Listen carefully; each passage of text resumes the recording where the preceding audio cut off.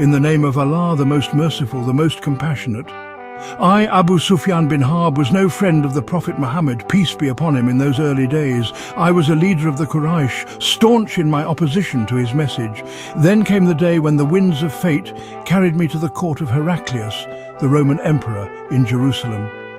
I, along with a delegation of Quraysh traders, had been summoned by the emperor himself. Little did I know that this journey would lead me to a moment that would shake the very foundations of my beliefs.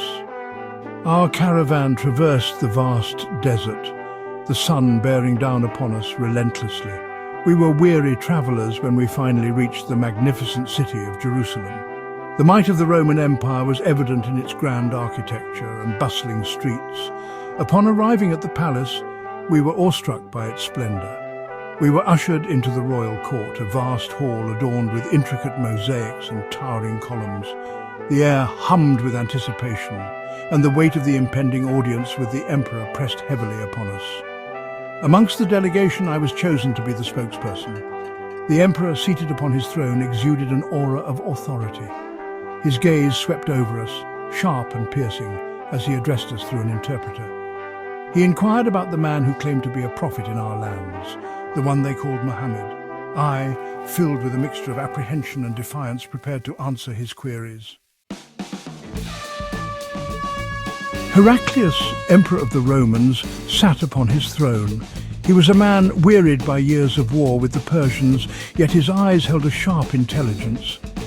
Around him stood his court, glittering with finery and whispering in hushed tones. I, Abu Sufyan, stood before him, my heart pounding in my chest. I was the leader of the caravan from Mecca, and Heraclius had summoned us for one reason: to answer his questions about Muhammad, the prophet of Islam. The emperor's interpreter, a man with a booming voice, spoke.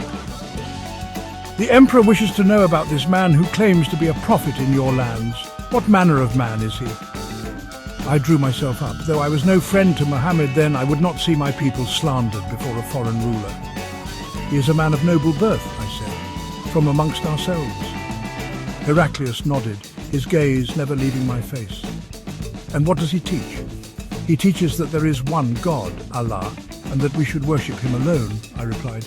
He calls us to abandon idolatry and to live lives of righteousness, honesty and compassion. The interpreter translated my words, and a murmur ran through the court. Heraclius listened intently, his fingers drumming a slow rhythm on the arm of his throne. And what of his followers? He asked. Who are they?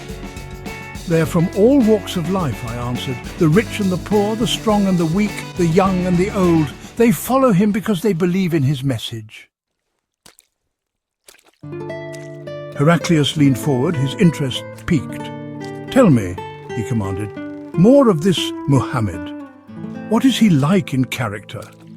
I hesitated, aware that my words held weight in this grand setting. Though my heart then was filled with opposition, I could not deny the truth. He is known amongst his people as Al-Sadiq, the truthful, and Al-Amin, the trustworthy, I admitted. Even before his prophethood, he was respected for his honesty and integrity. Interesting, Heraclius murmured, stroking his beard thoughtfully. And what of his teachings? Are they well received by your people? Some have embraced his message, I said, choosing my words carefully. They believe in his prophethood and follow his teachings with conviction. Others, however, remain resistant, clinging to the old ways. Heraclius nodded slowly, as if pondering my words. He claims to speak the words of God, does he not? What miracles does he perform as proof? This question, I confess, caught me off guard. I knew of the miracles attributed to Muhammad, the splitting of the moon, the abundance of food from meager portions, but pride and stubbornness rose within me. I sought to downplay them, to diminish their significance in the eyes of the emperor. He claims some miracles, I conceded, my voice carefully neutral. But we, the Quraysh, see them as mere tricks of the eye, attempts to sway the gullible. A flicker of something crossed Heraclius's face. Disappointment, or perhaps amusement. It was gone as quickly as it appeared. I see, he said slowly. And tell me, Abu Sufyan, what is this prophet's lineage? He is descended from Hashim of the clan of Abdul Muttalib, I answered, unable to disguise the note of respect that crept into my voice. Even in my opposition, I could not deny the nobility of Muhammad's lineage. Hashim, Abdul Muttalib.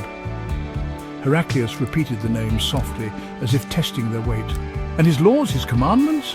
What does he ask of his followers? He commands them to pray to Allah alone, to give alms to the poor and needy, to fast during the month of Ramadan, I said, ticking off the points on my fingers. He forbids them from worshipping idols, from drinking alcohol, from gambling, from engaging in immoral acts. Heraclius listened with an impassive face, but I sensed a growing curiosity in his demeanour. He had asked about Muhammad's lineage, his laws, his character. What conclusions was he drawing from my answers? Section 5. Signs of Prophecy. Heraclius leaned back on his throne, his gaze sweeping over the assembled court before returning to me. "Tell me, Abu Sufyan," he said, his voice quiet but commanding, "does this prophet of yours possess any qualities that distinguish him from other men?" I hesitated, aware that my words were being carefully weighed by the emperor and his advisors. I thought of Muhammad's unwavering conviction, his compassion even for his enemies, the way his followers seemed drawn to him as moths to a flame. "He is a man of great charisma," I admitted reluctantly. "His followers are fiercely loyal to him and believe wholeheartedly in his message." "And does he ever break his word?" Heraclius pressed. "Does he ever show cowardice in the face of adversity?" "No," I found myself saying, the word escaping my lips before I could stop it.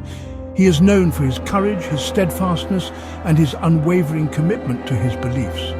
A slight smile played at the corners of Heraclius's lips. "Interesting," he murmured. "It seems this prophet of yours possesses many of the qualities one might expect to find in a true messenger of God." Section 6. The Question of Power. Heraclius paused, his fingers drumming a slow, deliberate rhythm on the arm of his throne. The silence stretched, filled only by the rustle of fabric and the soft murmur of hushed whispers. Finally he spoke, his voice low and intense. "Tell me, Abu Sufyan," he said, fixing me with a piercing gaze, "does this prophet of yours seek power? Does he desire earthly dominion?" The question hung in the air, heavy with implication. I knew what Heraclius was asking. He was trying to determine whether Muhammad was a spiritual leader or a political threat, a prophet or a potential conqueror. "He does not seek personal gain," I replied, choosing my words carefully. "He lives a simple life, sharing what little he has with the poor and needy. And his followers?" Heraclius pressed. "Do they fight for wealth, for land, for glory?" "They fight for their faith," I admitted, unable to deny the truth. "They believe that Islam is the true path and are willing to sacrifice everything for it." Section 7. Heraclius's Revelation. Heraclius nodded slowly, absorbing my words. He seemed lost in thought for a moment, his gaze distant, as if he were looking inward, weighing some unseen balance. When he spoke again, his voice was low and thoughtful. "I have asked you many questions, Abu Sufyan," he said, "and you have answered them truthfully, even when it must have pained you to do so. Now tell me this. What is your opinion of this man, this Muhammad?" His question caught me off guard. I had come to his court prepared to defend my people and our ways, to deflect his inquiries and downplay the significance of Muhammad's message. But now, faced with the emperor's direct question, I found myself struggling to articulate the conflicting emotions swirling within me. I do not know," I stammered, my voice betraying my confusion. "He is of my people, yet he challenges everything we hold dear. He is my adversary, yet I cannot help but admire his conviction." Heraclius smiled faintly, a knowing look in his eyes. "It seems," he said softly, "that even you, his enemy, cannot deny the power of his message." Section 8. A Seed of Doubt. Heraclius dismissed me with a wave of his hand, but his words continued to echo in my ears long after I had left his presence. I returned to my companions, my mind awhirl with all that had transpired. The emperor's questions, his insightful observations, had planted a seed of doubt in my heart, a seed that would grow and blossom in the years to come. Though I left Jerusalem that day still an opponent of Islam, the encounter with Heraclius had irrevocably changed me. I had seen firsthand the impact of Muhammad's message, even on a ruler as powerful and distant as the Roman emperor.